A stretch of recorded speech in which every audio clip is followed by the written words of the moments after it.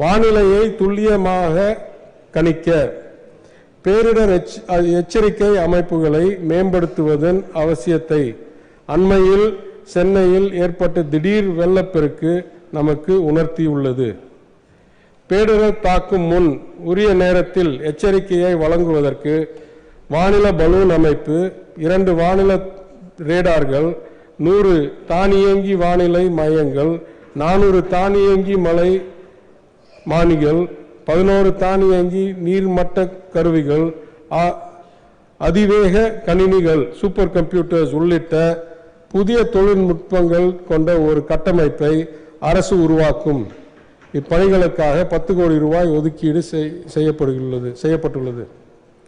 நிகழ்நேர மழைப்பொழிவு மற்றும் வானியல் அளவீடுகளை பெறுவதற்காக 1400 புதிய தானியங்கி மழைமானிகளையும் 100 புதிய தானியங்கி வானிலை நிலையங்களையும் அறிவிட அரசு 32 கோடி ரூபாய் ஒப்புதல் வழங்கியுள்ளது.